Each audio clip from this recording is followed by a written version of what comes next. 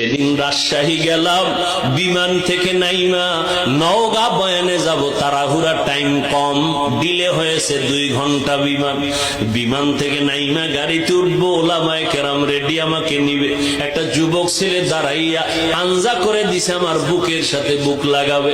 কি ও যুবক, কে তুমি, নাম কি? এই নাম। কি করো? রাজশাহী বিশ্ববিদ্যালয়ে পড়ি।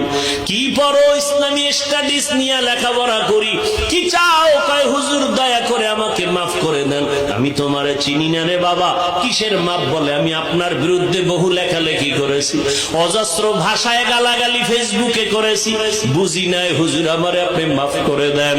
আমি বললাম ঢাকাতে মাদ্রাসায় যাইও, মাঝে মাঝে দেখা করো, নামাজ পড়িও। কয় না হুজুর, আপনি মুখ দিয়ে অন্তরে মাফ করে দিয়েছি। আমি বললাম ঠিক আছে যাও। কয় না, বলতে হবে। আমি বললাম ঠিক আছে, আল্লাহ মাফ করুক। বলে না, আল্লাহ মাফ করবে কিনা আমাকে বলেন। এইভাবে বলিয়া বলে একটু বুকটা মিলাইতে চাই। বললাম মিলাও। যুবকটারে বিদায় দিলাম। কার কথায় কখন হেদায়াত হবে জানা নাই। এ যুবক, কেন কার কথায় পড়িয়া তুমি একজন আলেমকে দূরে ভাবতেছো আর একজনকে কাছে ভাবতেছো?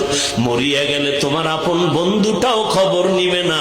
তোমার বন্ধুটা মোবাইলের থেকে তোমার নাম্বারটা ডিলিট করে ফেলবে। কেমন বন্ধু? নাম্বারটা ডিলিট করে ফেলবে। কিন্তু একজন আলেমের যদি মোহাব্বত করিয়া যাও, ওই আলেমটা যতদিন মোনাজাত দিবে তোমারে দোয়া না করিয়া মোনাজাত দিবে না। পায়ে হাত রেখে বলি, রে যুবক, আমার নবীর আর কাদাইস না রে যুবক, দাড়িটা কাটিয়া নবীর কষ্ট দিস না রে ভাই। নামাজের আজানটা শুনিয়া মসজিদের দিকে আগাইয়া যা, মা বাবার দোয়া নিয়ে চলি।